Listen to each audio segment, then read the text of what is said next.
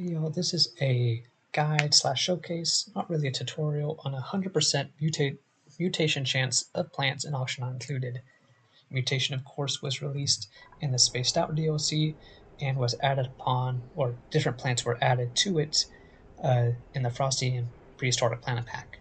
So here to begin, we have Sleetwheat and Gasgrass. They are the main focus of these builds and main limitation, because these represent the maximum amount of radiation we have to reach in order to achieve 100%.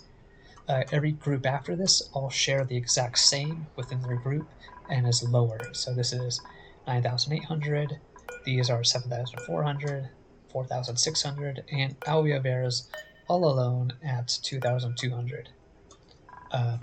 And to note, Seacomb, Lure Plant, and the Dew Dripper and Sweat Corn are all mutatable as of this video. The other Prehistoric Planet Pack plants are not mutatable, like the Avogadro Vine and the Megafont.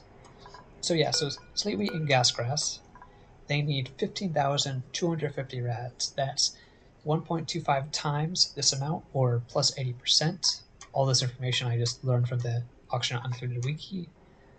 And so that's our build criteria. So how do we reach that amount of rads?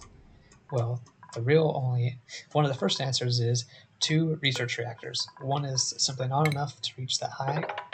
We put two of these 7 tiles apart, and then we're done. Now we just need a way to trigger them when a dupe comes by.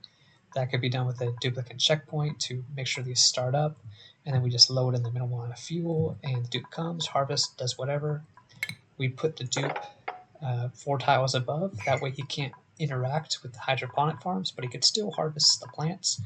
And I don't know if it's from this update about being able to build over plants, but plants can grow through pneumatic doors and ladders now, as long as they're not on the base tile. I don't know about every plant, but certainly Gasgrass and some other 2 high tall plants I have planted in here using auto sweepers and also dupes. So they still can't go through window tiles and solid tiles, but it's something interesting to know. Also to note, this is 2,600 kilograms of refined carbon to block 100% of the radiation.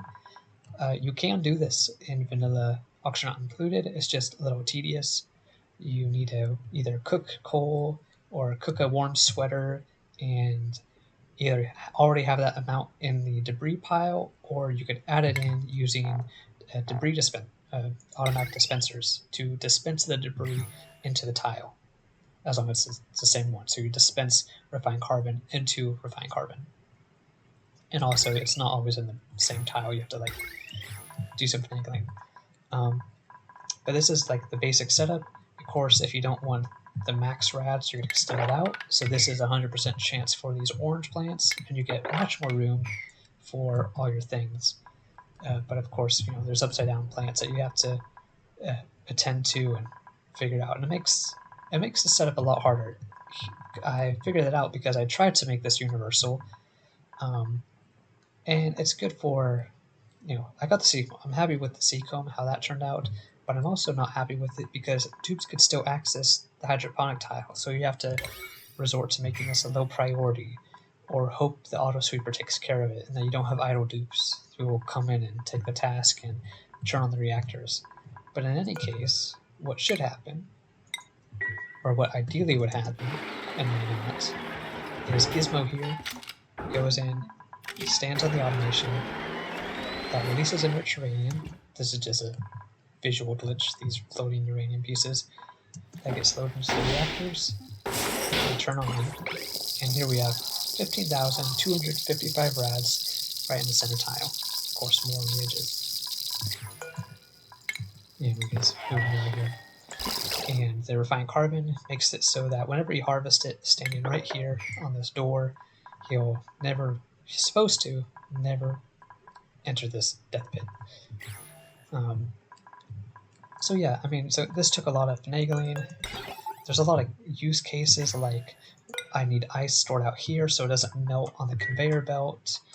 I need dupes to come in and out. I wanted to put a farm station up here. Just really a hassle, to be honest. That's why I like this design a lot more, and we'll be able to see it run in just a second. What this design utilizes are rad bolts. When rad bolts collide, they produce 33 times the number of rad bolts that were involved in the collision in rads per cycle. So, for instance, we have 80 rad bolts in both of these being shot out 3 times. This is what this counts. This counts 3 rad bolts being shot out and then stops it. Those 380 rad bolts, if we times it by 6, so that's times 3 times 2 gives us 480 rad bolts, and we times it by 3 to give us 15,840 rads per cycle at the point of the explosion. Now we overestimated it just a little bit because of losses in both the radiation blocking of the air as well as travel time. But regardless, the second gizmo here will come in, will again just trigger this to load up. It'll shoot the 3 rad bolts into here. They will combine into one, which is an interesting property of rad bolt reflectors. And then when he gets to this weight plate, some time will pass as he's harvesting, and this will shoot out, and they should collide right here. Now it's not a perfect system just yet. I've have had misfires, but let's see if this goes. I try to use as much automation as possible to make sure it doesn't take breaks in here, but it seemed to break it more than it helped. Just go to the last 1%.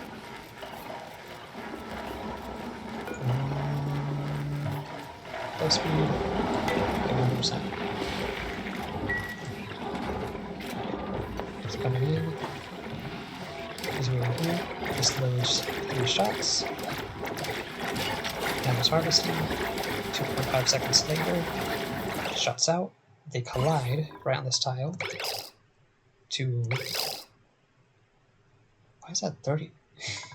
Okay, I've been having a bug where this design has been shooting double the amount needed. I don't know why, but regardless, it's still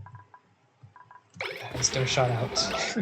I mean, we overshot our radiation number by a lot, but we did get Sleetwheat here that's mutated, and he's going to sort out that stuff. But yeah, we only need, I mean, if we didn't double the amount for some reason, we only need 50 rads per cycle, which could easily be done by just 4 Wheeze Worts. This actually gives us 135 rads per cycle.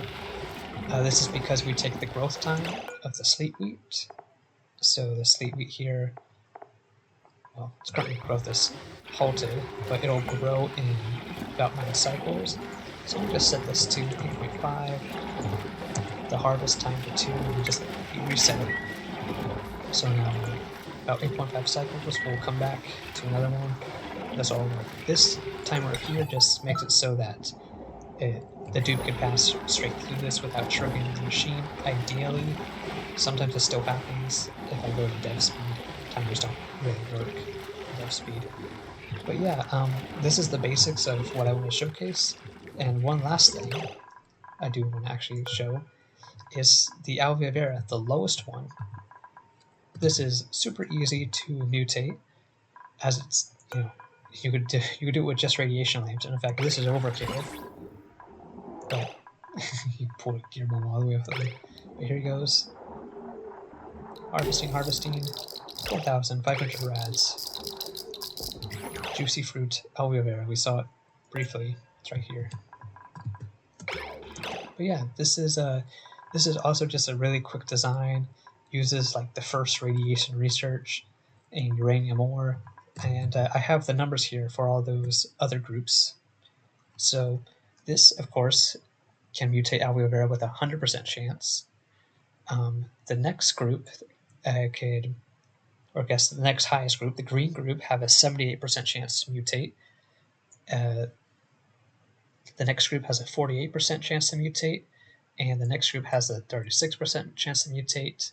And the max, the Sleetwheat and Gasgrass, have a 29% chance to mutate. So this is not a bad option if you just also need single plants.